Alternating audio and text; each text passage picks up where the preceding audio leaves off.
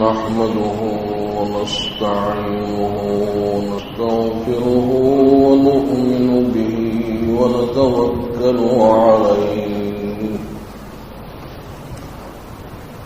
ونعوذ بالله من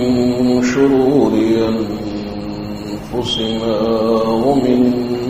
سيئات أعمالنا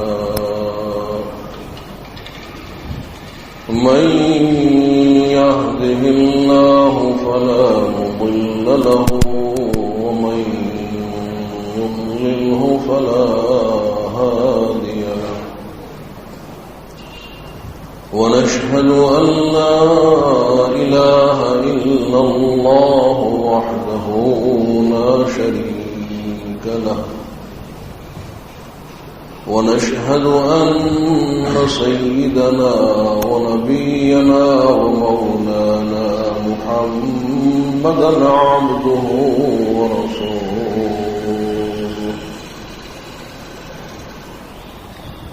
صلى الله عليه وعلى آله وأصحابه وبارك وسلم أما بعد فأعوذ بالله من الشيطان الرجيم بسم الله الرحمن الرحيم قل يا عبادي الذين أسرفوا على أنفسهم لا تقنطوا من رحمة الله إن الله يغفر الذنوب جميعا إنه هو الغفور الرحيم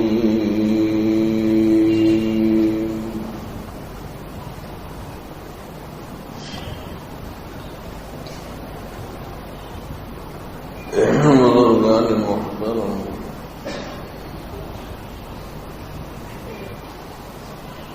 گنہگار مسلمانوں کے لیے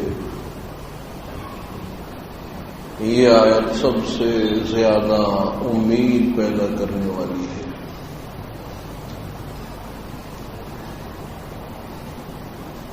اور ابن عمر کی روایت میں یہ مضمون بھی آیا ہوا ہے کہ قرآن کریم میں سب سے زیادہ امید افزا آیت وہ یہی ہے۔ اور حضور اقدس صلی اللہ علیہ وسلم نے یہ ارشاد فرمایا کہ دنیا کی سب چیزوں سے زیادہ پسندیدہ مجھ کو یہ آیت ہے، اور اس آیت کے مقابلے میں دنیا کی تمام چیزیں ہیچ ہیں۔ اور شان نزول یہ ہوا کہ مکہ معظمہ میں کچھ مشرک تھے، ان میں حضرت وحشی بھی ہیں، تو انہوں نے حضور اکرم صلی اللہ علیہ وسلم سے کہا کہ جس دین کی طرف آپ ہم کو بلاتے ہیں، دین اسلام کی طرف، وہ ایک سچا اور برحق مذہب ہے،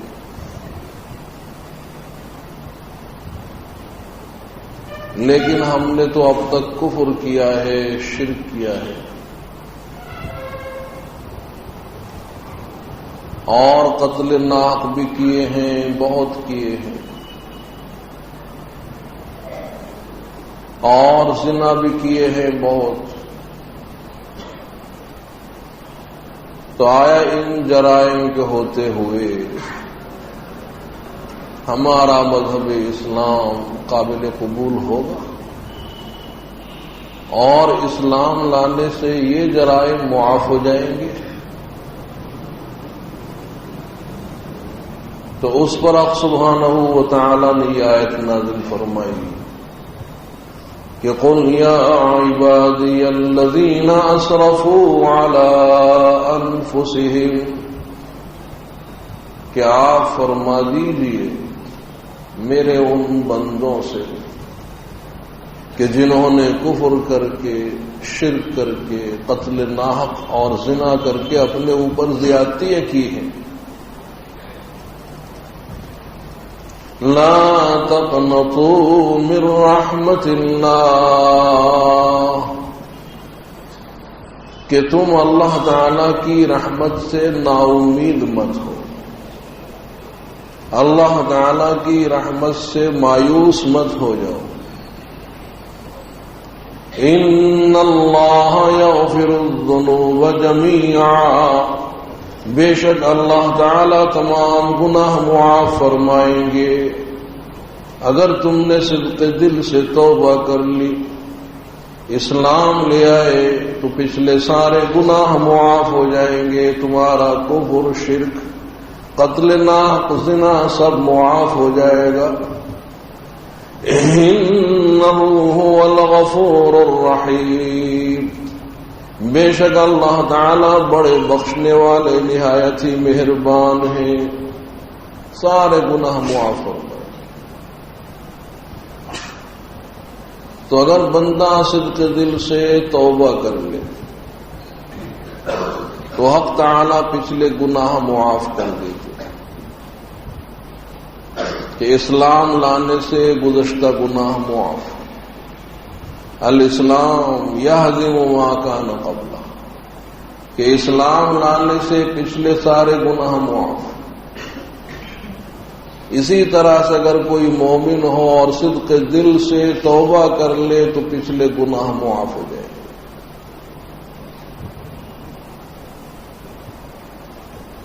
اور صدق دل سے توبہ، اور توبہ کی حقیقت یہ ہے کہ ماضی میں جو ہم سے گناہ ہوئے ان پر ندامت ہو اور اس پر افسوس کہ پروردگار یہ تیری معصیتیں ہم سے کیوں ہوئی، تیرے احکام ہم نے کیوں توڑے، یہ ہم سے بڑا جرم ہوا ہے اور بڑا قصور ہوا ہے کہ ہم نے تیری نافرمانی کی. اس پر خوب ندامت ہو، افسوس ہو کہ یہ گناہ ہم سے ہوئے تو کیوں ہوئے، نہیں ہونے چاہیے تھے. تو ان گناہوں پر صدمہ ہو کہ التوبۃ الندم، کہ توبہ کیا ہے، کہ ماضی میں جو گناہ ہوئے اس پر ندامت تو ہو، افسوس تو ہو، رنج تو ہو، اور حال میں ان گناہوں کا ترک ہو کہ فی الحال وہ گناہ چھوڑ دے، جو وہ گناہ کر رہا تھا اس کو بالکل چھوڑ دے، اس کے قریب نہ جائے، اور آئندہ نہ کرنے کا پختہ ارادہ کر لے کہ اب وہ گناہ مجھ سے نہیں ہوگا، اور ایسا پختہ ارادہ کہ اب میں اس گناہ کی طرف کبھی نہیں لوٹوں گا، جیسے تیر ایک مرتبہ کمان سے چھوٹ جانے کے بعد پھر کمان کی طرف نہیں لوٹتا، یا جیسے دودھ ایک مرتبہ تھن سے نکل آنے کے بعد پھر تھن کی طرف واپس نہیں جاتا. تو اس طرح سے یہ اس گناہ کی طرف نہ جائے. تو یہ ہے توبۃ النصوح، سچی توبہ، کہ ماضی پر ندامت، حال میں اس گناہ کا ترک اور مستقبل میں نہ کرنے کا عزم. تو یہ سچی توبہ ہے، اور اس پر اللہ تعالی نے وعدہ کیا ہے کہ ہم تمہارے پچھلے گناہ معاف کر دیں. اور اگر ماضی میں جو گناہ ہوئے اس پر کوئی ندامت نہیں، اور فی الحال بھی وہ گناہ چھوڑے نہیں ہیں، اور آئندہ بھی چھوڑنے کا ارادہ نہیں ہے، اور صرف زبان سے توبہ توبہ استغفر اللہ، یا یہاں ہاتھ مار لی توبہ توبہ، تو وہ سچی توبہ نہیں ہے۔ تو اگر صدق دل سے توبہ کی ہے تو اللہ تعالیٰ پچھلے گناہ معاف کر دیں گے، اس لیے کہ اللہ تعالیٰ بڑے بخشنے والے ہیں، نہایت ہی مہربان ہیں۔ صحیح روایتوں میں ہے کہ حق تعالیٰ نے اپنی رحمت کے 100 حصے کیے ہیں اور صرف ایک حصہ اللہ تعالیٰ نے ساری مخلوق میں تقسیم کیا، اور 99 حصے اللہ نے رحمت کے اپنے پاس میں رکھ چھوڑے، اور اس ایک حصے کا آپ نتیجہ دیکھیے کہ والدین کو اپنی اولاد سے محبت اور اولاد کو اپنے والدین سے، رشتہ داروں سے محبت، حتیٰ کہ جانوروں کو اپنی اولاد سے محبت، جنگل میں جو درندے ہیں ان کو بھی اپنے بچوں سے محبت، ایک حصے کا نتیجہ۔ اور 99 حصے تو اللہ نے اپنے پاس رکھے ہیں، اور حق سبحانہ و تعالی ان 99 حصوں کے ذریعے آخرت میں اہل ایمان کی مغفرت فرمائیں گے۔ تو وہاں حق سبحانہ و تعالی اہل ایمان کے بڑے بڑے گناہوں کو معاف کر دیں گے کہ جنہوں نے یہاں صدق دل سے توبہ کی، اللہ سارے گناہ معاف فرمائے۔ ایک روایت میں ہے کہ ایک صحابی رسول کہتے ہیں کہ میں حضور اکرم صلی اللہ علیہ وسلم سے ملنے کے لیے جا رہا تھا، تو ایک درخت کے نیچے سے گزر ہوا تو آواز سنائی دی کہ جیسے پرندے کے بچے بول رہے ہوں۔ تو اوپر دیکھا تو واقعتاً گھونسلہ ہے اور اس میں 2 بچے ہیں اور وہی بول رہے تھے۔ تو انہوں نے گھونسلے میں سے ان بچوں کو اٹھا لیا اور اپنے ہاتھ پر بٹھایا۔ ان کے پر آئے نہیں تھے کہ وہ اڑ سکیں، وہ ہاتھ پر ہی بیٹھے رہے۔ اتنے میں ان بچوں کی ماں آ گئی، چڑیا آ گئی۔ اس نے دیکھا کہ میرے بچے پکڑے گئے، گرفتار ہو گئے، چھڑا نہیں سکتی تھی، انسان کے پاس سے کیسے چھڑائے۔ لیکن ماں کی ممتا دیکھیے، ماں کی محبت، کہ اس نے اپنی جان کی پرواہ کیے بغیر بچوں کے پاس ہاتھ پر آن کر بیٹھ گئی کہ جہاں میرے بچے وہاں میری جان۔ تو وہ چڑیا، وہ ماں اپنے بچوں کے پاس ہاتھ پر بیٹھی ہے، انسان سے گھبرا نہیں رہی ہے۔ تو اب یہ چادر اوڑھے ہوئے ہیں، ہاتھ کو اندر کیا اور اوپر سے چادر میں سب کو لپیٹ لیا، اور حضور اکرم صلی اللہ علیہ وسلم کی خدمت میں حاضر ہو گئے اور قصہ نقل کیا کہ میں چڑیا کے بچوں کو لایا ہوں۔ فرمایا کہ ضعہن، کہ یہاں رکھو۔ انہوں نے حضور کے سامنے رکھ دیے، اور وہ بچے تو ابھی چھوٹے ہی تھے، اڑ نہیں سکتے تھے، لیکن ماں بھی وہیں بیٹھی ہے۔ صحابہ کرام کا مجمع ہے، انسانوں کے مجمع کے اندر بیٹھی، حالانکہ وحشی پرندہ ہے کہ اگر انسان کی ذرا سی بھی آہٹ محسوس ہو پھر سے اڑ جائے، لیکن ماں کو اپنے بچوں سے اتنی محبت کہ انسانوں کی پرواہ کیے بغیر، اپنی جان کی پرواہ کیے بغیر انسانوں کے مجمع کے اندر بیٹھی ہے۔ تو اس پر حضور اکرم صلی اللہ علیہ وسلم نے ارشاد فرمایا صحابہ کرام سے کہ تمہیں تعجب ہو رہا ہوگا کہ اس ماں کو اپنے بچوں سے کس قدر محبت ہے کہ انسانوں سے گھبرا نہیں رہی. تو صحابہ نے عرض کیا کہ یا رسول اللہ واقعتاً ہم کو بڑا تعجب ہو رہا ہے. تو آپ نے قسم کھا کر ارشاد فرما کہ اس چڑیا کو، اس ماں کو اپنے بچوں سے جتنی محبت ہے تو حق تعالی کو اپنے بندوں سے اس سے زیادہ محبت ہے. اللہ تعالی اپنے بندوں کو اس سے زیادہ چاہتے. تبھی تو حق سبحانہ و تعالی نے ہمیں آدم سے وجود بخشا. اگر محبت نہ ہوتی تو پیدا کاہے کو کرتے. تو اب اس چڑیا کو اور اس ماں کو جتنی محبت ہے اللہ کو کہیں اس سے بڑھ کر محبت ہے. حق سبحانہ و تعالی نے لکھا ان رحمتی سبقت علی غضبی، کہ میری رحمت وہ میرے غصے پر سابق رہے گی. ایک روایت میں ان رحمتی غلبت علی غضبی، کہ میری رحمت وہ میرے غصے پر غالب رہے گی. یہ لکھ کر حق سبحانہ و تعالی نے اپنے عرش کے پاس میں رکھا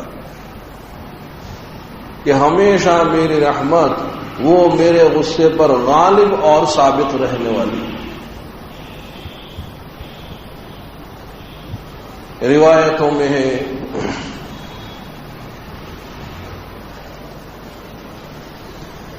کہ ایک عورت وہ چولہے پر کچھ ہانڈی پکا رہی ہے اور پاس میں بچہ ہے، اور جب چولہے میں آگ بھڑکتی ہے تو وہ ماں اپنے بچے کو دور ہٹا دیتی ہے. تو ماں نے ایسا بار بار کیا اور پھر اس ماں نے اپنے بچے کو گود میں لیا اور حضور اکرم صلی اللہ علیہ وسلم کی خدمت میں حاضر ہو کر عرض کرتی ہے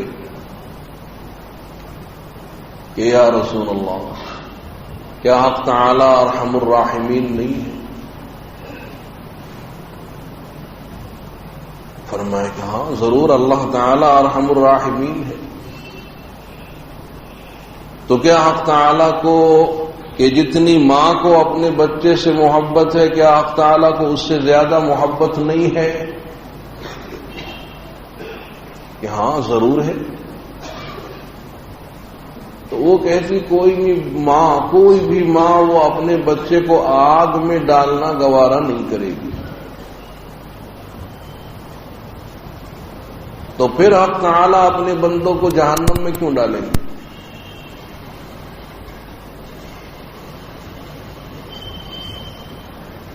تو آپ نے سر جھکا لیا، تھوڑی دیر کے لیے خاموش ہو گئے، پھر آپ روئے اور ارشاد فرما کہ حق تعالی اپنے بندوں کو جہنم میں داخل نہیں فرمائیں گے مگر اسی بندے کو جس نے اللہ تعالی کے ساتھ بغاوت کی ہو اور انتہائی سرکشی کی ہو اور لا الہ الا اللہ کہنے سے انکار کیا ہو، اس کی توحید کا انکار کیا ہو، شرک کیا ہو، اللہ تعالیٰ اس کو جہنم میں داخل فرمائے.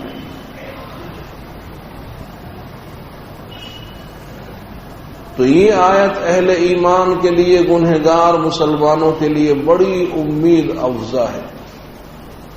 کہ اگر بندہ صدق دل سے توبہ کر لے، چاہے حالت یأس کی کیوں نہ ہو، کہ زندگی سے مایوس ہو گیا ہے، ڈاکٹروں نے جواب دے دیا ہے، زندگی سے مایوس ہو چکا ہے، صحت یاب ہونے کی امید نہیں ہے، اور یہی خیال ہے کہ یہ مرض بڑھتا رہے گا اور یہ موت تک مفضی ہوگا، لیکن آخرت کے امور میں سے کوئی بات پیش نہیں آئی ہے کہ اس نے ملک الموت کو دیکھا نہیں ہے، اور وہ عالم برزخ یا عالم آخرت ابھی اس پر منکشف نہیں ہوا ہے، اس نے ملائکہ اور فرشتوں کو نہیں دیکھا ہے، بس زندگی سے مایوس پڑا ہوا ہے، تو ایسی حالت کی توبہ بھی اللہ تعالیٰ قبول کر لیتے۔ ہاں اگر حالت بأس کی ہے، پکڑ شروع ہو گئی کہ ملک الموت آ گئے، روح قبض کر رہے ہیں اور عالم آخرت منکشف ہو گیا، اس نے کہ مرنے والے پر اللہ تعالی منکشف کر دیتے ہیں، اور ہر شخص کے لیے اللہ نے دو دو ٹھکانے بنائے، خواہ مومن ہو یا کافر ہو، ہر شخص کے لیے اللہ تعالیٰ نے جنت میں بھی اس کا مقام رکھا ہے، جہنم کے اندر بھی اس کا مقام بنایا ہے۔ تو ہر فرد کے لیے دو دو ٹھکانے اللہ نے بنائے۔ تو اگر مرنے والا مومن ہوتا ہے، جنتی ہوتا ہے، اور ملک الموت پہنچے ہیں روح قبض کرنے کے لیے، تو جہنم میں جو اس کا مقام ہے وہ پہلے بتلایا جائے گا کہ اس کے سامنے ایک دم جہنم سامنے آ گئی، وہاں کی آگ، وہاں کے شعلے، وہاں کی زنجیریں اور وہاں کے سانپ بچھو، طرح طرح کے عذاب اس کے سامنے ہیں، اور صاحب یہ ڈر رہا ہے، گھبرا رہا ہے جہنم کو دیکھ کر، لیکن ایک دم سے وہ مقام بند، ارشاد ہوتا ہے چونکہ تو مومن ہے یہ تیرا مقام نہیں ہے، اور اس سے تجھے محفوظ رکھا گیا، تو یہاں نہیں جائے گا، اور اب دیکھ تیرا وہ مقام دیکھ، اور اب ایک دم سے جنت اس کے سامنے آ گئی، اور وہاں کے عالیشان محلات یہ دیکھ رہا ہے، وہاں کی نہریں دیکھ رہا ہے، وہاں کے باغات، وہاں کے پھل دیکھ رہا ہے، وہاں کی حوران بعیش، وہاں کے غلمان دیکھ رہا ہے، اور ارشاد ہو رہا کہ اب تیرا مقام دیکھیے ہے۔ تو اب اس کی روح مچلتی ہے کہ کب پہنچو، اور یہ خود اپنی موت کو چاہتا ہے۔ تو من احب لقاء اللہ احب اللہ لقاءہ، کہ جو اللہ تعالی سے ملنا چاہتا ہے اللہ تعالی بھی اس سے ملنا چاہتے ہیں۔ اب یہ چاہتا ہے کہ کب میں یہاں پہنچ جاؤں۔ تو اب ایسے وقت میں یہ اپنے اہل و عیال کو، بیوی بچوں کو، سب کو فراموش کر چکا ہے، کیونکہ وہ منظر سامنے ہے نا، یہ سب کو بھول گیا، اور بہت ہی آسانی سے اس کی روح قبض ہو جاتی ہے کہ جیسے گندھے ہوئے آٹے میں سے کوئی بال نکال لے، یا کوئی مشکیزہ پانی سے بھرا ہوا اور وہ الٹا لٹک رہا ہو، نیچے سے بندھن بندھا ہو، اور کوئی ڈوری کھول لے، سارا پانی ایک دم غرغرا کر نیچے آئے گا، اتنی آسانی سے اس کی روح قبض ہو جائے گی۔ اور اگر مرنے والا کافر ہے تو اب اس کو پہلے وہ مقام بتلایا جاتا ہے، دیکھ تیرا یہ مقام بھی جنت میں تھا، اب وہ شاندار محلات، باغات، نہریں اور حوران بعیش، غلمان، وہ سب سامنے آ گئے، یہ دیکھ رہا ہے، لیکن وہاں سے ارشاد کہ چونکہ تو مومن نہیں تھا، موحد نہیں تھا، تو مشرک اور کافر تھا، لہذا اس سے محروم رکھا گیا، اب تو یہاں نہیں جائے گا، اور دیکھ تیرا مقام وہ جہنم میں۔ اور اب ایک دم سے جہنم سامنے آ گئی، اور وہاں کے عذاب سامنے آ گئے، اور اب یہ ایک دم گھبرا رہا ہے کہ یہ میں نے کیا کیا، میں اس سے کیوں محروم، یہاں جا رہا ہوں۔ تو اب یہ بھی خوف کے مارے اپنی بیوی اور بچوں کو بھول گئے۔ تو اب اگر یہ ایسے وقت میں کلمہ پڑھے یا گنہگار مومن توبہ کرے کہ اب قبول نہیں ہوگی. وَلَيْسَتِ التَّوْبَةُ لِلَّذِينَ يَعْمَلُونَ السَّيِّئَاتِ حَتَّى إِذَا حَضَرَ أَحَدَهُمُ الْمَوْتُ قَالَ إِنِّي تُبْتُ الْآنَ کہ اب میں توبہ کرتا ہوں، اس وقت کی توبہ قابل قبول نہیں. اور اس سے پہلے پہلے کا ایمان بھی قابل قبول ہے اور توبہ بھی قابل قبول ہے. کہ اگر یہ مایوس پڑا ہے، زندگی سے مایوس پڑا ہے، لیکن امور آخرت میں سے کوئی معاملہ اس کے سامنے نہیں آیا، نہ اس نے ملک الموت کو دیکھا، نہ اس نے جنت کو دیکھا، نہ اس نے جہنم کو دیکھا، زندگی سے مایوس ہے، اگر ایسی حالت میں بھی توبہ کر لے تو حق سبحانہ و تعالی توبہ قبول کر لیتے ہیں. وہ ارحم الراحمین. ایک واقعہ لکھا ہے علماء نے کہ حضرت موسیٰ علیہ السلام کو وحی ہوئی اور حضرت موسیٰ علیہ السلام کو حق تعالی نے حکم دیا کہ آپ فلاں بستی میں جائیے اور وہاں ہمارے دوستوں میں سے ایک دوست کا انتقال ہو گیا ہے، وہ ہمارا ولی تھا، اور آپ وہاں جائیے اور اس کو غسل دیجئے، کفن پہنائیے، جنازے کی نماز پڑھ کر دفن کیجئے، چونکہ وہ ہمارا ولی اور دوست. حضرت موسیٰ علیہ السلام اس بستی میں گئے اور بستی والوں سے پوچھا، گاؤں والوں سے، کہہ رہے بھائی یہاں کسی اللہ کے ولی کا، کسی نیک صالح شخص کا انتقال ہوا ہے؟ انہوں نے انکار کیا کہ کسی اللہ کے ولی کا، کسی متقی پرہیزگار کا انتقال ہماری بستی میں نہیں ہوا آج. جب بہت پوچھا تو بتلایا کہ ہاں ایک بہت ہی بڑا فاسق تھا، فاجر تھا، گنہگار،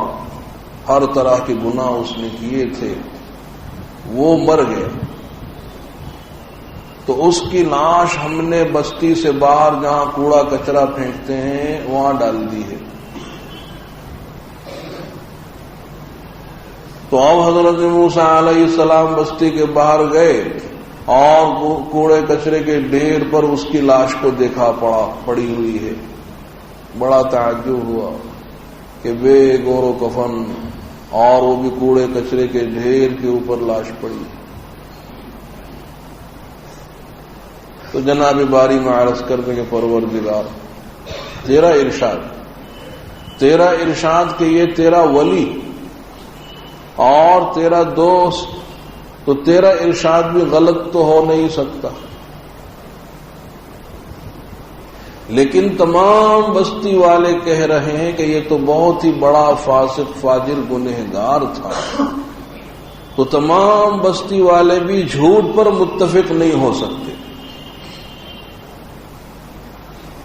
سمجھ میں نہیں آ رہا کہ حقیقت حال کیا ہے. تو حق تعالی نے ارشاد فرمایا کہ اے موسیٰ، تھا تو یہ ویسے ہی جیسے بستی والے کہہ رہے ہیں، یہ واقعتاً بہت ہی گنہگار تھا، بڑا فاسق اور فاجر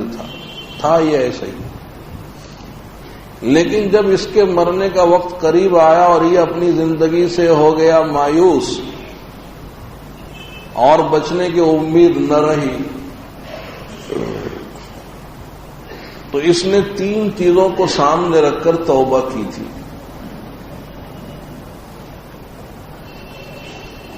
تو ہم نے اسے بخش دیا، اور قسم ہے ہمیں اپنی عزت اور جلال کی، اگر ان 3 باتوں کو سامنے رکھ کر یہ سارے انسانوں کی مغفرت طلب کرتا، ہم سب کو بخش دیتے.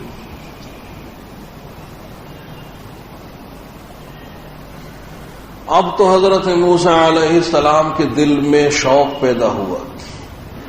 اور عرض کیا کہ یا رب الثلاثہ، کہ پروردگار وہ 3 چیزیں کیا ہیں کہ جن کو سامنے رکھ کر اس نے توبہ کی اور آپ نے اس کے سارے گناہ بخش دیے. تو حق تعالی نے ارشاد فرمایا کہ جب یہ اپنی زندگی سے مایوس ہوا تو اس نے 3 چیزوں کو سامنے رکھ کر توبہ کی تھی کہ پروردگار میں گناہ تو کر رہا تھا، لیکن میں نے گناہوں کو کبھی دل سے پسند نہیں کیا. گناہ میں نے ضرور کیے، لیکن میں نے گناہوں کو کبھی دل سے پسند نہیں کیا، اچھا نہیں سمجھا کہ میں اچھا کر رہا ہوں. ہمیشہ میں نے گناہوں کو برا ہی سمجھا ہے، لیکن 3 چیزوں سے مجبور ہو کر مجھ سے گناہ ہو جایا کرتے تھے کہ اولها النفس وثانیها الشیطان وثالثها الرفیق السوء، کہ سب سے اول تو نفس امارہ کہ جو اپنے اندر ہی موجود ہے،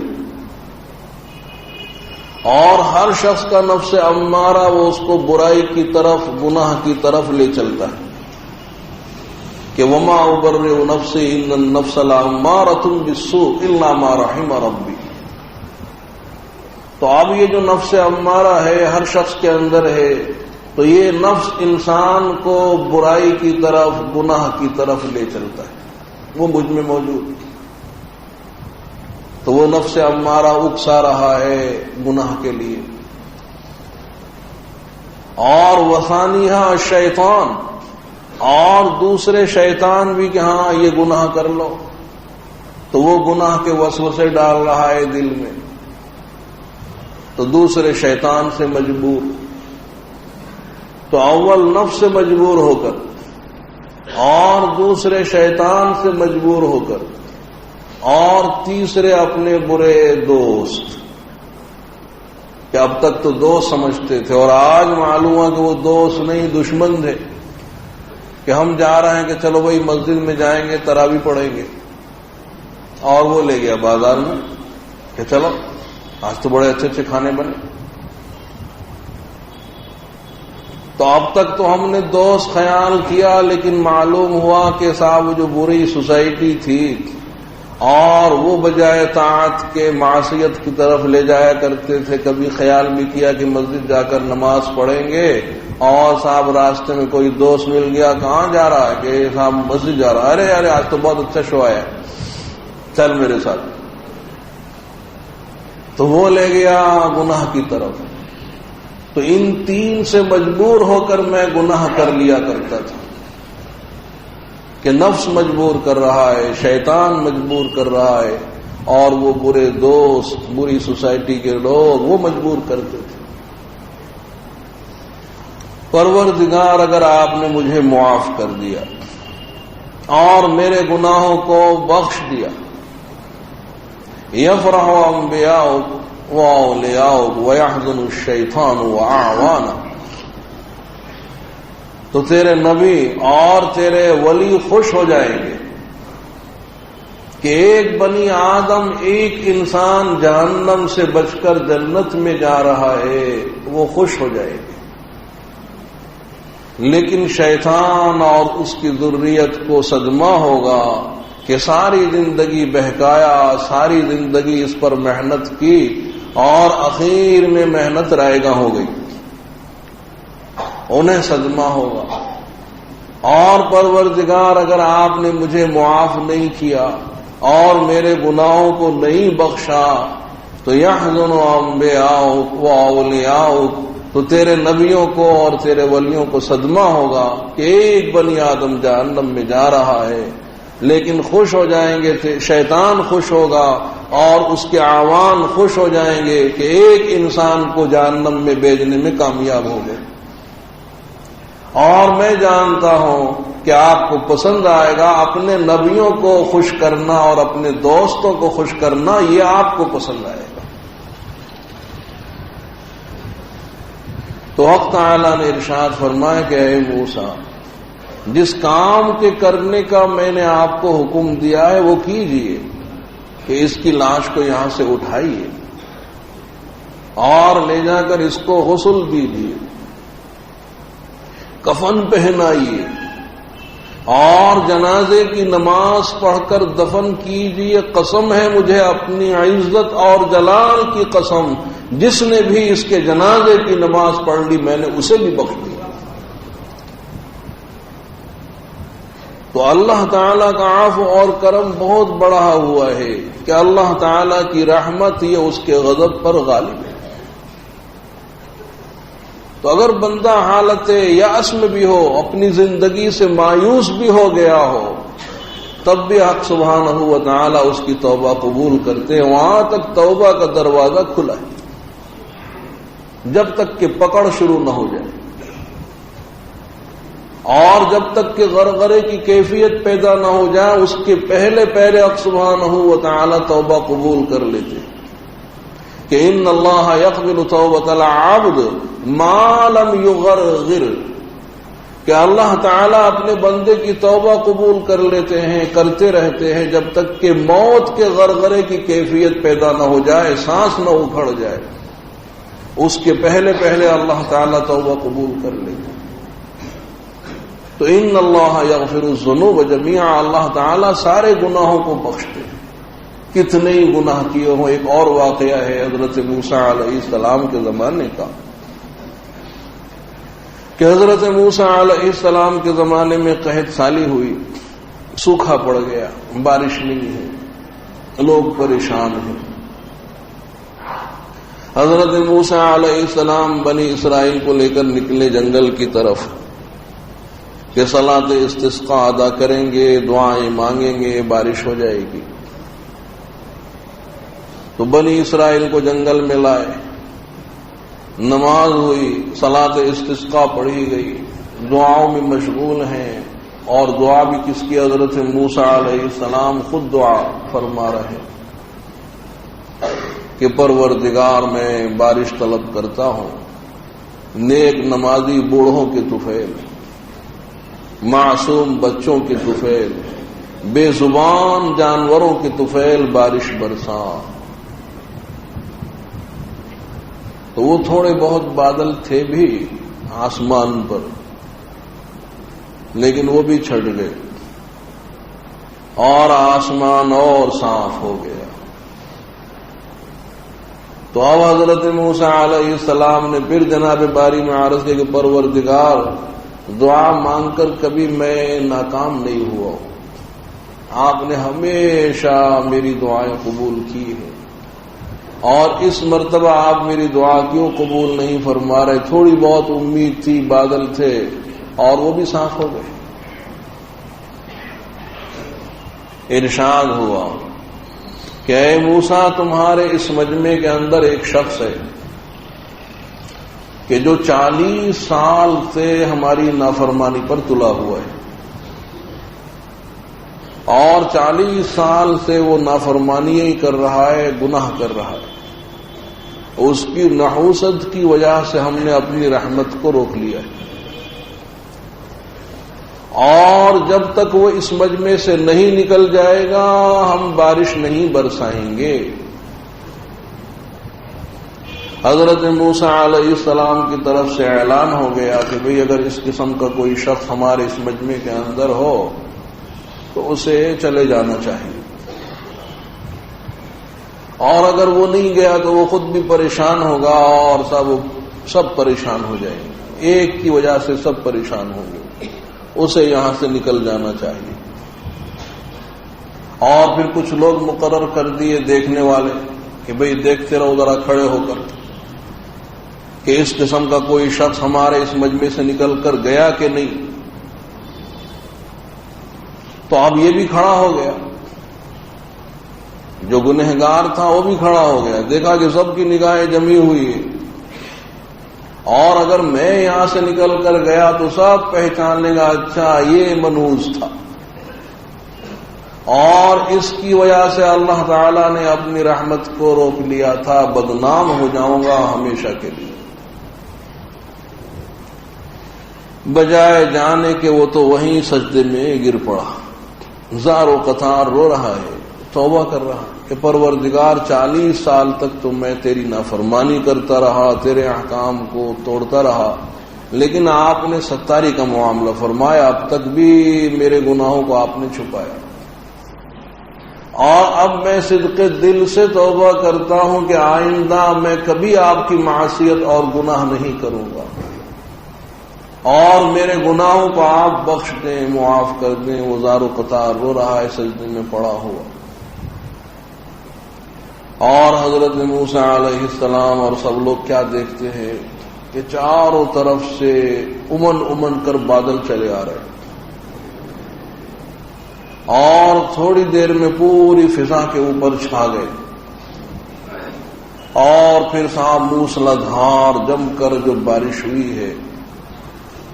تو حضرت موسیٰ علیہ السلام حیران رہ گئے کہ پروردگار یہاں سے تو کوئی نکل کر گئے ہی نہیں۔ اور آپ کا ارشاد یہ تھا کہ جب تک وہ اس مجمع سے نہیں جائے گا بارش نہیں برسائیں گے، اور یہاں سے کوئی گیا نہیں، تو یہ بارش کیسے ہو گئی؟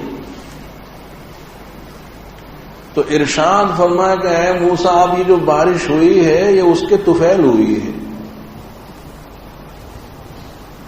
اور وہ پہلے ہمارا نافرمان تھا، اور اب تو اس نے صدق دل سے توبہ کر لی، ہمارا ولی ہو گیا، ہمارا دوست ہو گیا، اور اس کے طفیل ہم نے یہ بارش برسائی۔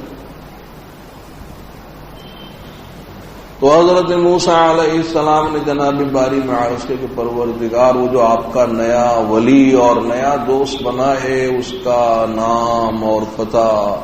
ایڈریس، تاکہ میں اس سے ملاقات کروں، آپ کے نئے ولی سے ملوں۔ تو حق تعالیٰ کی رحمت دیکھی، ارشاد فرمایا کہ اے موسیٰ، جب وہ ہمارا نافرمان تھا تب تو ہم ستاری کا معاملہ کرتے رہے، اور اس کا نام بتلا کر ہم نے اس کو ذلیل نہیں کیا، اور اب تو وہ ہمارا ولی ہو گیا ہے، تو کیا اس کا نام بتلا کر اس کو ہم ذلیل کریں گے؟ یہ پہلے ایسا تھا، ہم اس کا نام نہیں بتلائیں گے۔ یہ ہے اللہ تعالی کی ستاری کا معاملہ، اللہ نے کیسا اس کے نام کو چھپایا۔ تو اگر بندہ صدق دل سے توبہ کر لے تو اللہ تعالیٰ بڑے بڑے گناہ معاف کر دے۔ تو یہ آیت گنہگار مسلمانوں کے لیے سب سے زیادہ امید افزا ہے کہ قل یا عبادی الذین اسرفوا، کہ آپ میرے ان بندوں سے کہہ دیجئے کہ جنہوں نے اپنے اوپر زیادتیاں کی ہیں، خوب گناہ کیے ہیں، تو گناہ کر کے جنہوں نے اپنے اوپر زیادتیاں کی ہیں کہ وہ اللہ تعالی کی رحمت سے نا امید نہ ہو۔ ان اللہ یغفر الذنوب جميعا،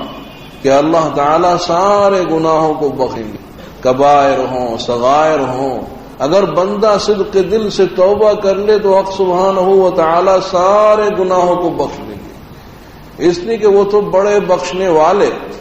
اور نہایت ہی مہربان ہیں، تو اللہ تعالیٰ سارے گناہوں کو بخش دیں گے۔ مسلم شریف میں ایک واقعہ ہے، اور مشہور ہے، کافی مشہور واقعہ ہے، کہ پچھلی امتوں میں ایک شخص تھا کہ جس نے بہت گناہ بھی بہت کیے تھے، اور 99 ناحق قتل کیے تھے۔ تو اب 99 ناحق قتل کرنے کے بعد دل میں احساس پیدا ہوا کہ یہ میں نے اچھا نہیں کیا، لیکن آیا میری توبہ قبول ہوگی کہ نہیں؟ لوگوں سے پوچھ رہا ہے کہ بھئی کسی عالم کا پتہ بتلاؤ کہ جا کر میں اس سے مسئلہ دریافت کروں کہ میں نے تو بہت سے گناہ بھی کیے ہیں، اور صاحب قتل 99 ناحق قتل کیے، 99 خون کیے، تو آیا میری توبہ قبول ہوگی کہ نہیں؟ تو لوگوں نے ایک راہب کا پتہ بتلا دیا، ایک درویش کا۔ حالانکہ مسئلہ پوچھنا چاہیے عالم سے، مفتی سے، نہ کہ کسی صوفی جی سے۔ تو وہ پتہ بتلا دیا کسی راہب کا، درویش کا۔ تو اب یہ وہاں پہنچ گیا اس راہب کے یہاں، اور اس راہب سے جا کر کہا کہ صاحب میں نے بہت گناہ بھی بہت کیے ہیں، اور قتل ناحق ایک نہیں 99 قتل ناحق کیے ہیں، 100 میں ایک کم۔ تو آیا میری توبہ قبول ہوگی؟ راہب نے کہا او 99 قتل ناحق، ارے اگر تو نے ایک بھی قتل ناحق کیا ہوتا تو تیرے لیے جہنم تھی، کہ وَمَن يَقْتُلْ مُؤْمِنًا مُتَعَمِّدًا فَجَزَاؤُهُ جَهَنَّمُ خَالِدًا فِيهَا، تو اگر تو نے کسی ایک مومن کو بھی ناحق قتل کیا ہوتا تو تیرے لیے ہمیشہ کی جہنم تھی، اور تو نے بجائے ایک کے 99، تیری توبہ نہیں اور بس تیرے لیے ہمیشہ کی جہنم ہے۔ اب وہ سوچ میں پڑ گیا کہ جب میری توبہ قبول ہونے کی نہیں اور میرے لیے جہنم ہی ہے اور مجھ کو جہنم میں ہی جانا ہے، تو پھر 100 کے اندر ایک عدد کم کیوں رکھا جائے؟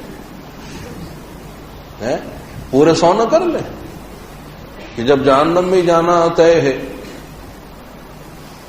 تو اس نے وہیں اپنی نیام میں سے تلوار نکالی اور رائے کی گردن پر ماری، اس کا سر قلم کر دیا، اور اس طرح سے 100 کا عدد اس نے پورا کر لیا۔ لیکن پھر اور شدت سے احساس کہ ایک راہب کو، ایک خدا ترس انسان کو میں نے مار ڈالا، 100 قتل ناحق، اور لوگوں سے پھر پوچھ رہا کہ بھئی پتہ بتلاؤ کسی عالم کو۔ اب یہ اس عالم کے پاس پہنچا اور اس عالم سے دریافت کیا کہ میں نے گناہ کیے ہیں، بہت گناہ کیے ہیں، اور قتل ناحق ایک نہیں پورے 100 کیے ہیں، تو فہل لی من توبہ، تو آیا میری توبہ قبول ہوگی؟ تو عالم نے جواب دیا کیوں نہیں ہوگی، تم زندہ ہو اور ابھی تو کوئی زندگی سے مایوس بھی نہیں ہوئے ہو، تو تمہاری توبہ قبول کیوں نہیں ہوگی؟ صدق دل سے توبہ کر لو، اللہ تعالیٰ تمہاری توبہ قبول کریں گے۔ اور دیکھو جس بستی میں رہ کر تم نے وہ گناہ کیے ہیں، پاپ کیے ہیں، وہ جگہ اچھی نہیں ہے، اس بستی کو چھوڑ دو، وہاں سے ہجرت کر جاؤ، اور دیکھو فلاں بستی ہے، وہاں کچھ اللہ کے نیک بندے رہتے ہیں، کچھ خدا ترس لوگ رہتے ہیں، تو اپنی زندگی انہی کے ساتھ بسر کرنا، وہاں چلے جاؤ۔ اب چونکہ اس نے تو صدق دل سے توبہ کی ہے، یہ فوراً تیار ہو گیا کہ جس بستی میں رہ کر میں نے گناہ کیے ہیں وہاں رہنا ہی نہیں ہے، چھوڑ ہی دینی ہے۔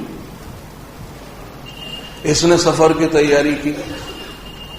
اور سامان لیا، اپنی پشت پر لادا اور چل دیا تھا کہ اس عالم نے جو بستی بتلائی ہے وہاں یہ جا رہا ہے، اور ابھی راستے میں ہی ہے کہ ملک الموت پہنچ گئے، اور ملک الموت اس کی روح قبض کر رہے ہیں۔ اب یہ سوچ رہا کہ مجھے تو اس بستی میں جانا تھا کہ جو عالم نے بتلائی تھی، لیکن یہ ملک الموت بیچ میں ہی آ گئے، اس بستی میں جا نہیں سکتا، لیکن اتنا تو کر سکتا ہوں کہ بجائے میں اس کے پیچھے گروں، دائیں یا بائیں طرف گروں، آگے کو گر جاؤں، یہ میرے اختیار میں، اتنا تو میں کر سکتا ہوں۔ تو بجائے پیچھے دائیں بائیں گرنے کے یہ اللہ کا بندہ جب روح قبض ہو رہی ہے آگے کی طرف گر گیا، اور وہ اس کی قبض ہو گئی،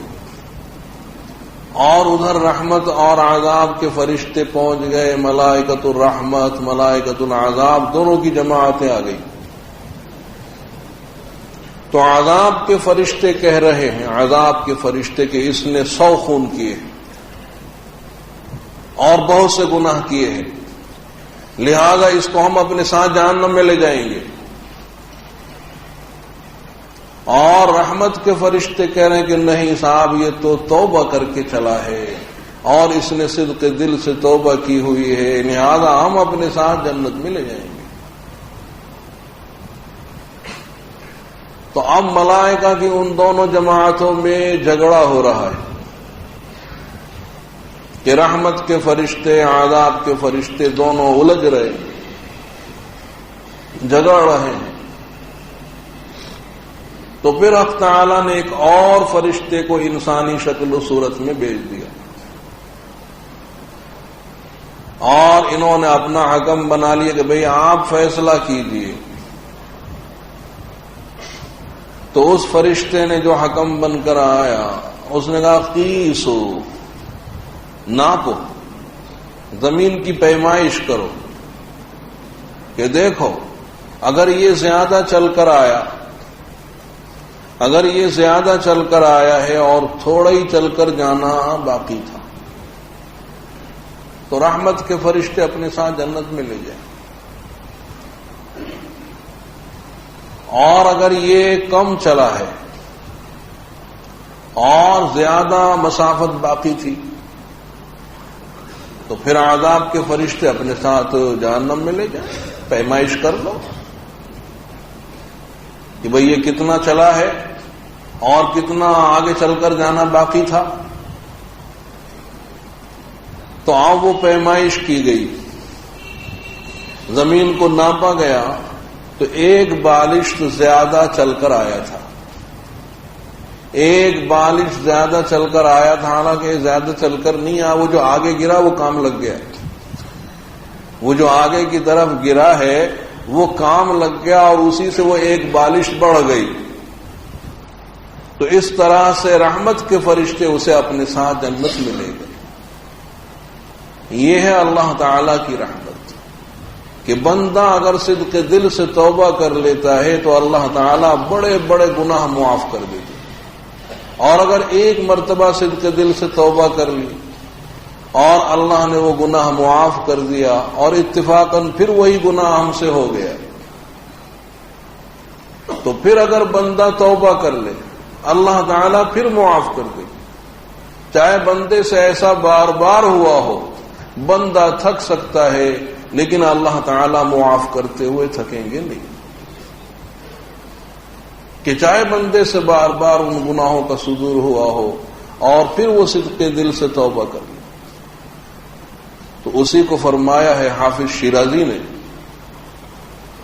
کہ باز آ باز آ، باز آ باز آ، ہر آنچ ہستی بالا، گر کافرو گبرو بت پرستی بالا، این درگہ ماں درگہ نومیدی نیست، گر صد بار توبہ شکستی بالا۔ تو حافظ شیرازی فرماتے ہیں کہ باز آ باز آ، کہ میری اللہ فرما رہے، انہیں اللہ کے کلام کو نقل کیا حافظ صاحب نے، کہ حق تعالی فرماتے ہیں کہ میری طرف کو چلا آ، میری طرف کو چلا آ۔ تو گناہ کر کے معصیت کر کے تو میری رحمت سے دور کیوں ہٹ رہا ہے؟ باز آ باز آ، کہ میری طرف کو چلا، میری طرف کو چلا، ہر آنچ ہستی باز، چاہے تو کچھ بھی ہو میری طرف کو چلا، اگرچہ تو کافر ہو یا آتش پرست ہو یا بت پرست ہو، گر کافر ہو گبر و بت پرستی باغا، اگرچہ تو کافر ہو یا آتش پرست مجوسی پارسی ہو یا بت پرست ہو، کچھ بھی ہو، لیکن تو اپنے کفر اور شرک سے توبہ کر اور میری طرف کو آ،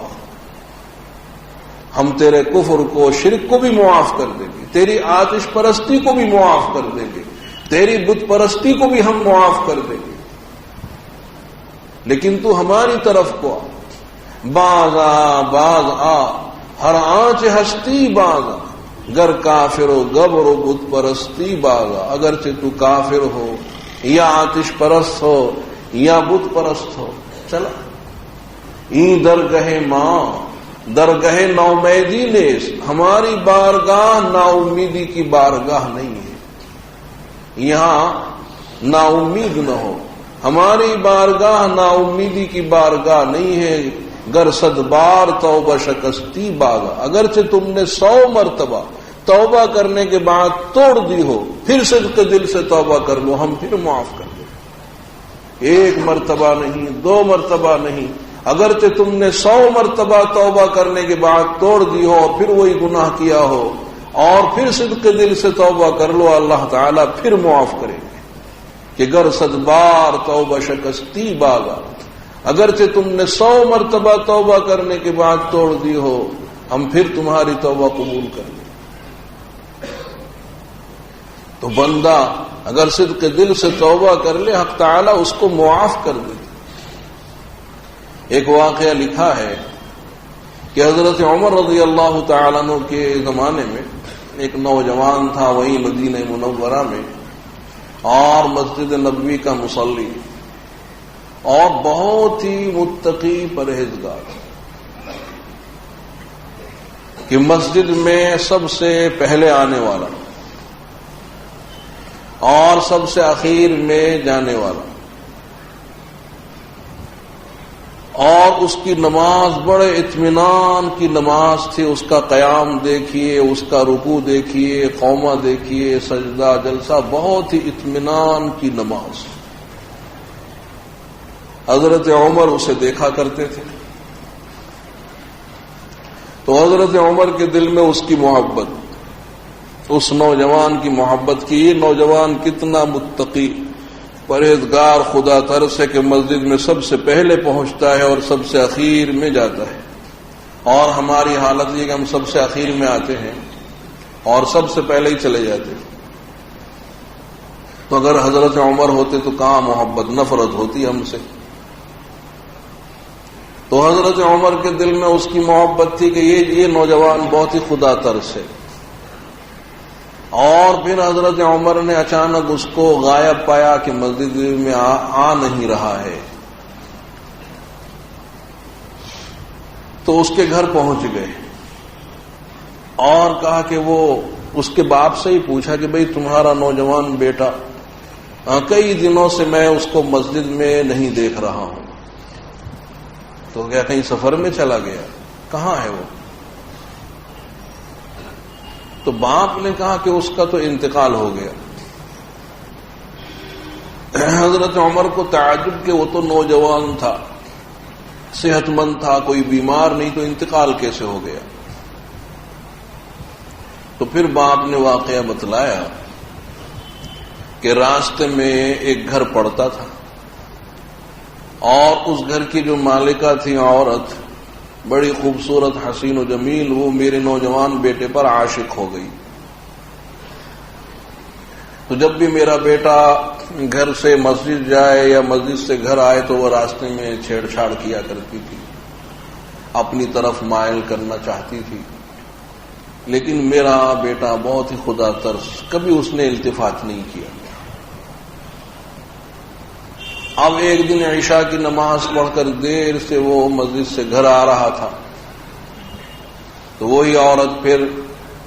اس نے چھیڑ چھاڑ کی، اپنی طرف مائل کرنے کی کوشش کی، تو وہ بیٹے کے دل میں کچھ محبت آئی اور وہ اس کے گھر میں داخل ہوا۔ لیکن جیسے ہی اس کے گھر میں قدم رکھا تو معاً ایک آیت یاد آئی اور وہ وہیں بے ہوش ہو کر گر پڑا۔ تو اب وہ عورت گھبرائی کہ شاید یہ مر گیا تو بدنامی آئے گی، تو اس نے اپنی باندی کی مدد سے اٹھایا اور ہمارے ہی گھر کے دروازے کے باہر ڈال دیا۔ تو جب کافی دیر ہو گئی اور ہم انتظار کرتے کرتے تھک گئے تو اب تلاش کے لیے باہر نکلے، جیسے ہی باہر نکلے تو وہ بے ہوش پڑا ہوا ہے۔ گھر میں لے آئے، پانی چھڑکا، ہوش میں لانے کی کوشش کی تو وہ ہوش میں آیا۔ تو جب وہ ہوش میں آیا، باپ کہتے کہ میں نے پوچھا کہ بیٹا آخر تجھے کیا ہوا، تو بے ہوش کیوں ہو گیا؟ تو ان بیٹے نے بتلا کہ میں عشاء کی نماز پڑھ کر دیر سے گھر آ رہا تھا، وہ عورت ملی اور اس نے چھیڑ چھاڑ کی، اپنی طرف بلایا تو میں اس کے ساتھ ہو لیا۔ وہ اپنے گھر میں داخل ہوئی، میں بھی اس کے پیچھے پیچھے گھر میں داخل ہوا۔ جیسے ہی اس کے گھر میں قدم رکھا تو مجھے ایک آیت یاد آئی، اور بس وہ آیت یاد آئی، میں تو بے ہوش ہو گیا، پھر مجھے کچھ خبر نہیں کہ کیا ہوا کیا نہیں ہوا۔ تو باپ نے پوچھا کہ بیٹا وہ کون سی آیت جو تجھے یاد آئی اور تو بے ہوش ہو گیا؟ اب جو اس نے پڑھ کر سنائی کہ وَإِمَّا يَنزَغَنَّكَ مِنَ الشَّيْطَانِ نَزْغٌ فَاسْتَعِذْ بِاللَّهِ إِنَّهُ هُوَ السَّمِيعُ الْعَلِيمُ 9ویں پارے میں ہے یہ آیت، سورہ انفال سے کچھ پہلے۔ تو اب بیٹے نے ایک چیخ ماری اور جو گرا ہے زمین پر تو روح پرواز ہو، بیٹے کا انتقال ہو گیا۔ تو حضرت عمر نے کہا جب اس کا انتقال ہوا مجھے خبر کیوں نہیں کی کہ آخر میں بھی تو اس کے جنازے میں شریک ہوتا، کہ رات کا وقت تھا، آپ کو تکلیف دینا ہم نے گوارا نہیں کیا اور ہم نے رات ہی میں اسے دفن کر دیا۔ تو حضرت عمر نے فرمایا اچھا آپ مجھے اس کی قبر بتلاؤ کہ کہاں ہے، کہاں دفن کیا ہے۔ تو وہ گھر والے لے گئے اور قبر پر لے جا کر کھڑا کر دیا کہ یہ اس کی قبر ہے۔ حضرت عمر نے وہاں ایک آیت پڑھی جو سورہ رحمان میں ہے کہ وَلِمَنْ خَافَ مَقَامَ رَبِّهِ جَنَّتَانِ، کہ جو شخص اپنے رب کے سامنے کھڑے ہونے سے ڈرے کہ مجھے اللہ تعالی کے سامنے کھڑا ہونا ہے اور ساری زندگی کے اعمال کا حساب دینا ہے، تو اب جو شخص اپنے رب کے سامنے کھڑے ہونے سے ڈرے اور اپنی زندگی کو سدھار لے تو اس کے لیے وہاں 2 باغ ہیں، ایک نہیں 2 جنتیں ہیں۔ تو اب قبر میں سے آواز آ رہی ہے اور وہ نوجوان اندر سے بول رہا ہے کہ حق تعالی نے وہ 2 باغ مجھ کو عنایت فرما دی، حق تعالی نے وہ 2 جنتیں مجھ کو دے دیں۔ تو دیکھیے اگر بندہ صدق دل سے توبہ کر لے اور اپنے رب کے سامنے کھڑے ہونے سے ڈرے تو اللہ تعالیٰ پچھلے سارے گناہ معاف کر دیتے۔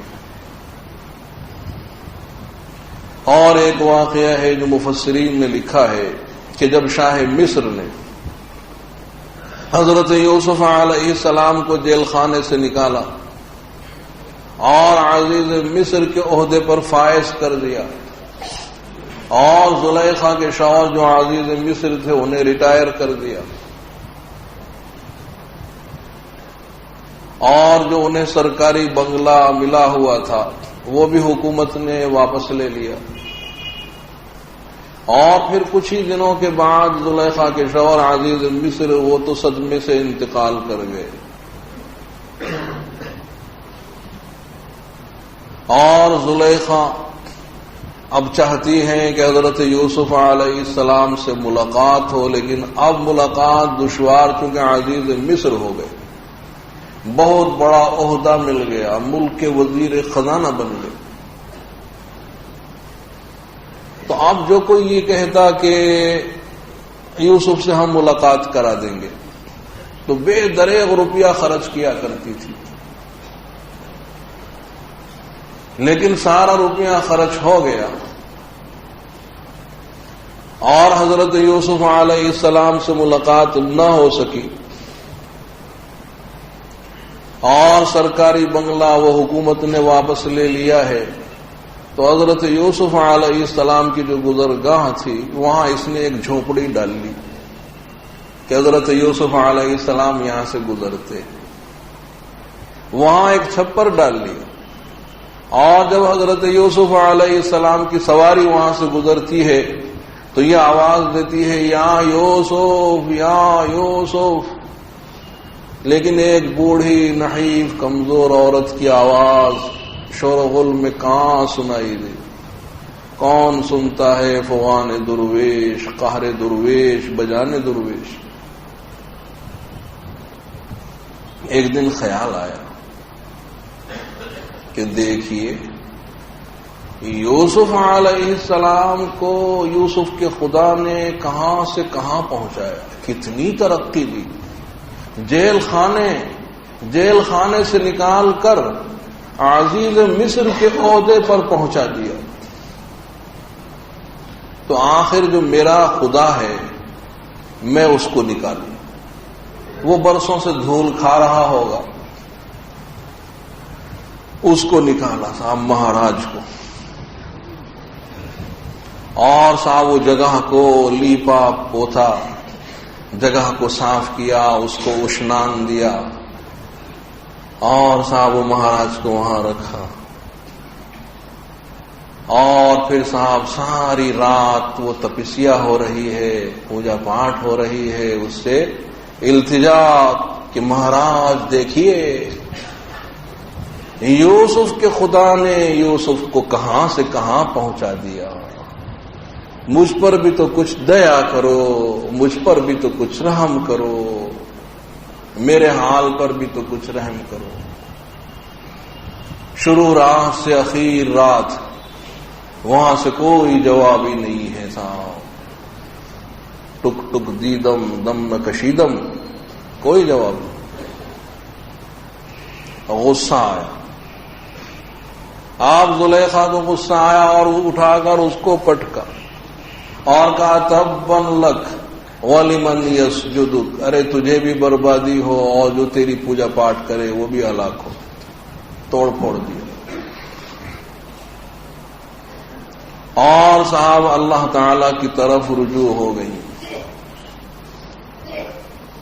کہ گفت ایرا بزد بر سنگ خارا، خلیل آساں شکستش پارا پارا، تضرع کر درو بر خاک مالید، بدرگاہ خدائے پاک نالی، اگر رو در بت آوردم خدایا، برآں خود جفا کردم خدایا، بلطف خود جفائے من بیامرز، خطا کردم خطائے من بیامرز، کہ تبن لک ولمن یسجد کہہ کر اسے توڑ پھوڑ دیا، کہ جیسے حضرت ابراہیم علیہ السلام نے وہ کلہاڑی چلائی تھی تو حضرت ابراہیم علیہ السلام کی سنت پر عمل کرتے ہوئے اسے ریزہ ریزہ کر دیا، اور وہ تضرع کرتی ہے، تضرع کر درو بر خاک مالید، اور اپنا چہرہ مٹی پر ملتی ہے کہ تضرع کر درو بر خاک مالید، اور پھر وہ اللہ تعالی کی جناب میں متوجہ ہوتی ہے کہ اگر رو در بت آوردم خدایا، کہ پروردگار اگر میں نے بت پرستی کی تو میں نے تیرا کوئی نقصان نہیں کیا، میں نے کچھ اپنا نقصان کیا ہے، تیرا کوئی نقصان نہیں کیا ہے، بلطف خود جفا من بیامر، اور اپنے لطف و کرم سے میری جفا کو معاف کر دے، میں نے خطائیں کی ہیں، میری خطاؤں کو تو معاف کر دے۔ وہاں سے ندا ہوتی ہے کہ ہاں ہم نے تمہاری توبہ قبول کر لی، اے زلیخا میں نے تمہاری توبہ قبول کر لی، کہو کیا کہتی ہو؟ ملائکہ نے عرض کیا کہ پروردگار برساں برس کی بت پرست، ایک مرتبہ تجھے پکارا، ایک مرتبہ تجھے پکارتی ہے، اور تو نے ایک مرتبہ کی پکار پر لبیک کہہ دیا اور اس کی پکار کو قبول کر لیا۔ حق تعالی نے ارشاد فرما کہ نعم انا الصمد وهو الصنم، ہاں ہم صمد ہیں اور وہ صنم تھا، وہ بت تھا، اور اگر ہم ایک مرتبہ کی پکار کو قبول نہ کریں تو اس صنم اور صمد میں کیا فرق رہ جائے گا؟ اس لیے اس کی ایک مرتبہ کی پکار کو قبول کر لیا اور زندگی بھر کے سارے گناہ ہم نے معاف کر دیے۔ صبح ہو رہی ہے، وہ حق تعالی کو پکار رہی ہے کہ سبحان سبحان من جعل العبید ملوکا بالطاعة وسبحان من جعل الملوک عبیدا بالمعصیہ، کہ پاک ہے وہ ذات کہ جس نے غلاموں کو بادشاہ بنا دیا ان کی طاعت کی وجہ سے، پاک ہے وہ ذات کہ جس نے بادشاہوں کو غلام بنا دیا ان کی معصیت کی وجہ سے، کہ یوسف کو اٹھایا ان کی طاعت کی وجہ سے، ہمیں جو گرایا ہے وہ ہماری معصیت کی وجہ سے، کہ سبحان من جعل العبید ملوکا بالطاعة وسبحان من جعل الملوک عبیدا بالمعصیہ۔ اور اب جو حضرت یوسف علیہ السلام کی سواری وہاں سے گزر رہی ہے، اگرچہ خدام کا ہجوم اور ہٹو بچوں کا شور اور پکار رہی ہے یا یوسف یا یوسف، لیکن اب تو اللہ کی بندی ہے، اللہ کی ہو گئی۔ تو حق تعالی نے ہوا کو حکم دیا کہ اے ہوا، یہ آواز یوسف علیہ السلام کے کان تک پہنچاؤ۔ تو وہ زلیخا کی نحیف کمزور سی آواز حضرت یوسف علیہ السلام کے کانوں تک پہنچ گئی۔ حضرت یوسف علیہ السلام نے اپنے خادم سے کہا کہ دیکھو یہ جھونپڑی ہے، یہاں کوئی بوڑھی عورت مجھے پکار رہی ہے، اس کی ضعیف کمزور آواز پہنچ رہی ہے، جاؤ پوچھو کون ہے، کیا کام ہے۔ تو وہ خادم وہاں گیا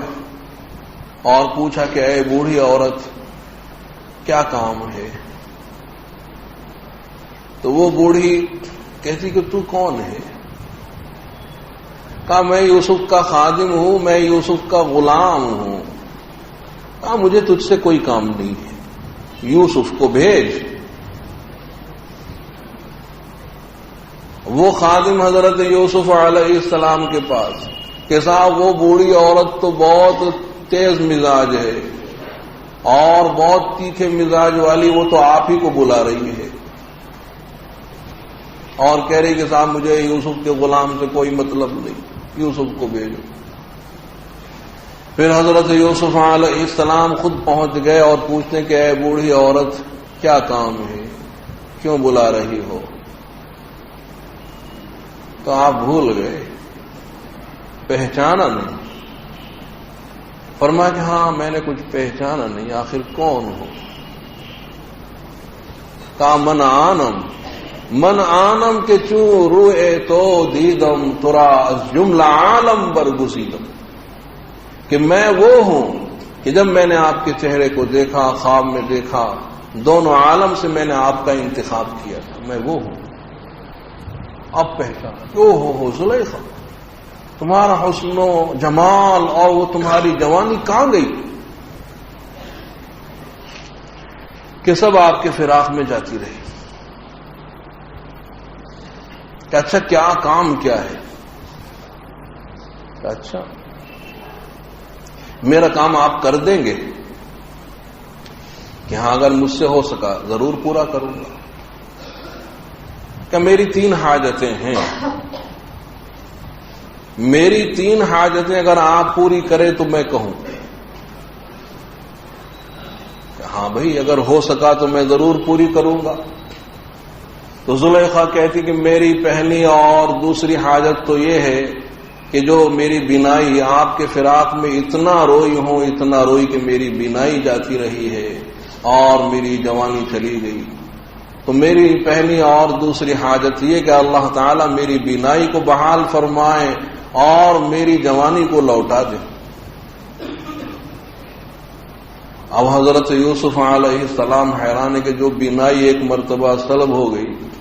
وہ پھر لوٹ کر تھوڑی آتی، اور جو جوانی ایک مرتبہ رخصت ہو گئی وہ پھر لوٹ کر نہیں آتی۔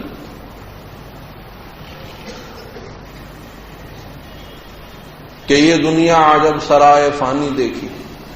یہ دنیا عجب سرائے فانی دیکھی، یہاں کی ہر چیز آنی جانی دیکھی۔ جو آ کر نہ جائے، جو آ کر نہ جائے وہ بڑھاپا دیکھا، جو جا کر نہ آئے وہ جوانی دیکھی۔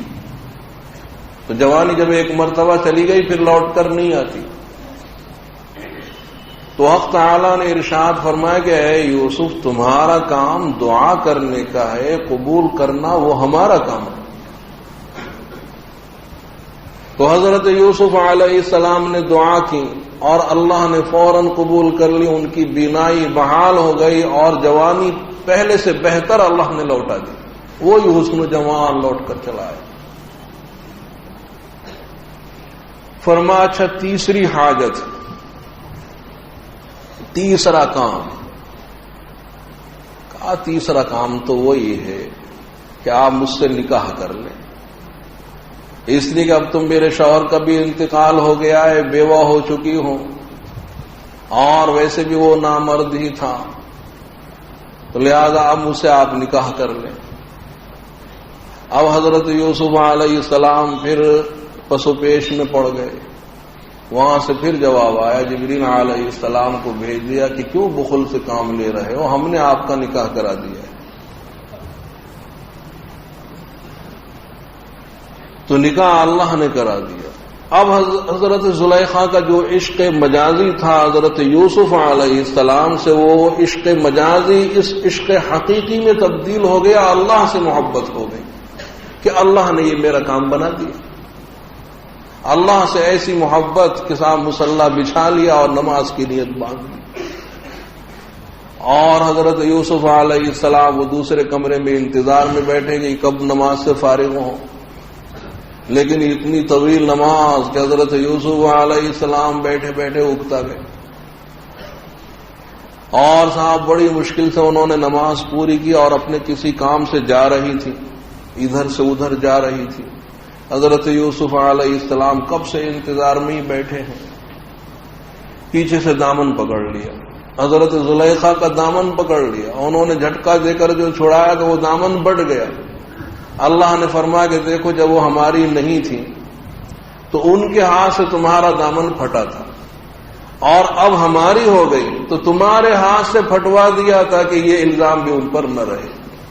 یہ ہے حق سبحانہ و تعالیٰ کا کرم۔ حق سبحانہ و تعالیٰ ہم سب کو توفیق نصیب فرمائے کہ ہم صدق دل سے توبہ کریں۔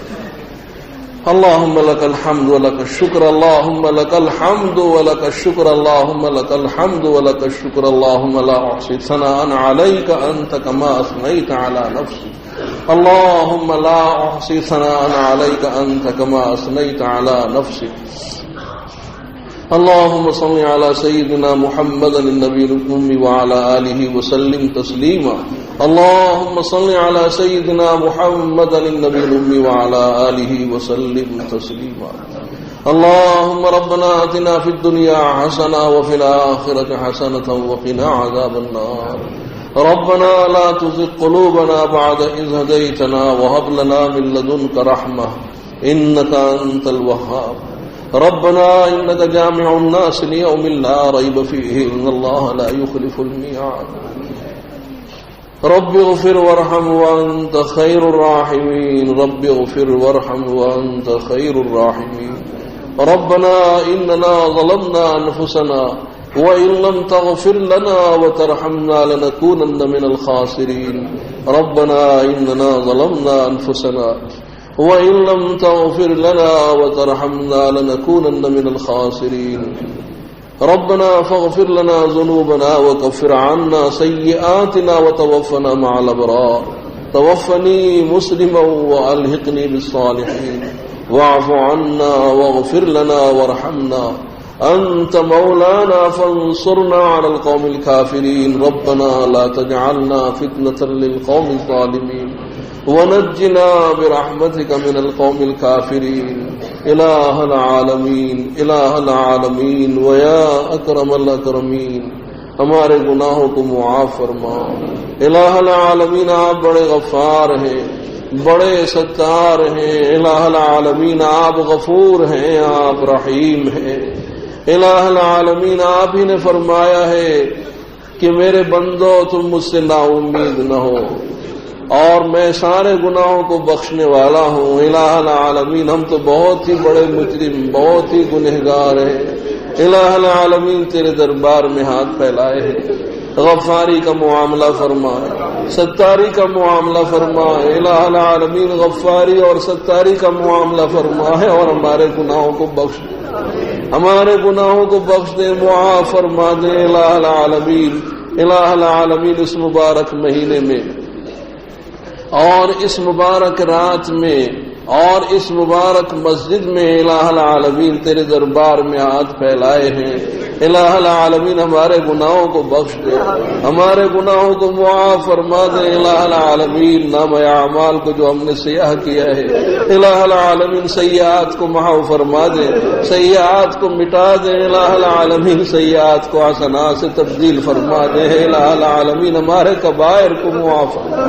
صغائر کو معاف فرمائے، جو گناہ عمدن کیے سیون ہوئے الہ العالمین سب کو معاف فرما دے۔ الہ العالمین ہمارے سارے گناہوں کو معاف کر دے۔ الہ العالمین آپ نے بڑے بڑے مجرموں کو معاف کیا ہے، الہ العالمین جنہوں نے 60 سال تک شرک کیا، کفر کیا، قتل ناحق کیے، زنا کیے، الہ العالمین جنہوں نے سارے گناہ کیے ان کو آپ نے معاف کیا ہے۔ الہ العالمین ہم بھی اسی طرح کے مجرم ہیں، قصوروار ہیں، گنہگار ہیں الہ العالمین، لیکن آپ بہت ہی بڑے غفار ہیں اور بڑے ستار ہیں، ہمارے گناہوں سے بڑھ کر ہے آپ کی رحمت، اور آپ کی غفاری اور ستاری ہمارے گناہوں سے بڑھ کر ہے۔ الہ العالمین آپ ہمارے گناہوں کو بخش دیں، ہمارے گناہوں کو معاف فرما دیں۔ الہ العالمین ہماری سیئات سے درگزر فرمائے، حسنات کو قبول فرما لیں۔ الہ العالمین محشر میں ہمارے گناہوں کی وجہ سے رسوائی اٹھانی نہ پڑے، الہ العالمین محشر میں رسوائی اٹھانی نہ پڑے۔ الہ العالمین جب تیرے دربار میں حاضر ہو تو ہماری سیئات پر پکڑ نہ ہو، ہمارے گناہوں پر باز پرس نہ ہو۔ الہ العالمین جو اب تک گناہ کیے ہیں سب کو معاف فرما دے اور آئندہ گناہوں سے ہم کو بچنے کی توفیق نصیب فرما دے، آئندہ گناہوں سے بچا لے۔ الہ العالمین جتنے بھی آپ کے احکام ہیں سب پر عمل کرنے کی توفیق نصیب فرما دے، آپ کے جو اوامر ہیں ان کو بجا لانے کی توفیق نصیب فرمائے، جو نواہی ان سے بچنے کی توفیق نصیب فرمائے، جو زندگی باقی رہ گئی ہے اس کی قدر کی توفیق نصیب فرمائے۔ الہ العالمین ہم جانتے ہیں کہ کتنے ہمارے دوست، کتنے ہمارے رشتہ دار وہ پچھلے رمضان میں ہمارے ساتھ تھے، انہوں نے ہمارے ساتھ نمازیں پڑھی ہے، انہوں نے ہمارے ساتھ تراویح پڑھی ہے، انہوں نے ہمارے ساتھ روزے رکھے۔ الہ العالمین وہ اپنی مجلسوں میں بیٹھتے تھے، ہنستے تھے، مسکراتے تھے، باتیں کرتے تھے۔ الہ العالمین وہ آج اپنی قبروں میں ہے اور ہم نہیں جانتے کہ اگلے رمضان تک کون ہم میں ہوگا اور کون نہیں ہوگا، کون اپنی قبروں میں پہنچ گیا ہوگا۔ الہ العالمین مرنے سے پہلے ہم تیری جناب میں توبۃ النصوح کرتے ہیں، سچی توبہ کرتے ہیں۔ الہ العالمین ماضی میں جو ہم سے گناہ ہوئے ان پر ہم کو ندامت، الہ العالمین حال میں ہم وہ گناہوں کو چھوڑے، الہ العالمین آئندہ نہ کرنے کا عزم رکھتے، الہ العالمین سچی توبہ کی توفیق نصیب فرما دے اور ہمارے گناہوں کو بخش دے۔ الہ العالمین غفاری اور ستاری کا معاملہ فرمائے، ہمارے گناہوں کو معاف کر دے۔ الہ العالمین ہمارے مرحومین کی بھی مغفرت فرمائے، الہ العالمین وہ ہماری دعاؤں کے محتاج ہیں، الہ العالمین وہ ہماری دعاؤں کے محتاج ہیں، ہمارے ایصال ثواب کے محتاج ہیں۔ الہ العالمین ان کی مغفرت فرمائے، الہ العالمین آپ غفار ہیں، ان کے ایمان کی وجہ سے ان کی مغفرت فرما دیں۔ الہ العالمین ان کی سیئات سے درگزر فرمائے، ان کی سیئات سے درگزر فرمائے۔ الہ العالمین ان کی حسنات کو قبول کر دے۔ الہ العالمین جب تک بھی ہم زندہ رہے اسلام پر، موت آئے ایمان کی حالت میں موت آئے، خاتمہ بالخیر فرما دے، مرتے وقت کلمہ نصیب فرما دے۔ الہ العالمین جو بیمار ہیں ان کو صحت نصیب فرمائے، تندرستی نصیب فرمائے۔ الہ العالمین جو مقروض ہیں ان کو قرضوں سے سبکدوش فرمائے، جو بے روزگار ہیں ان کو برسر روزگار بنائے، جن کی آمدنی کم ہے الہ العالمین ان کی آمدنی میں برکت عنایت فرمائے۔ الہ العالمین جو حاجت مند ہیں اور جنہوں نے اپنی حاجتوں کے لیے کہا ہے یا تمنا رکھتے ہیں، الہ العالمین ان کی جائز حاجتوں اور تمناؤں کو پورا فرمائے۔ جو پریشان حال ہے ان کی پریشانیوں کو دور فرمائے، مسلمانان عالم کی پریشانیوں کو دور فرمائے، ان کی نصرت اور مدد فرمائے۔ الہ العالمین امن قائم فرمائے اور ہر سم سے اور ہر جہت سے ہماری حفاظت فرمائے، ہمارے ایمان کی، جان کی، مال کی، عزت اور آبرو کی حفاظت فرمائے۔ الہ العالمین ہمارے ایمان کو قوی سے قوی تر فرمائے، عقائد کو درست فرمائے۔ الہ العالمین ہماری عبادات کو صحیح اور مکمل قبول فرمائے، معاملات کو درست فرمائے، اخلاق کو سنوار دے۔ الہ العالمین محشر کی رسوائی سے بچا لے۔ الہ العالمین میزان عمل میں حسنات کے پلے کو اپنے فضل سے بھاری کر دے، نام اعمال دہنے ہاتھ میں عنایت فرما دے، جہنم اور اس کے عذابوں سے بچا لے۔ جنت اور جنت الفردوس کی لازوال نعمتیں ہم سب کو مرحمت فرما. وصلی اللہ تعالی علی خیر خلقہ محمد وعلی آلہ وصحبہ اجمعین برحمتک یا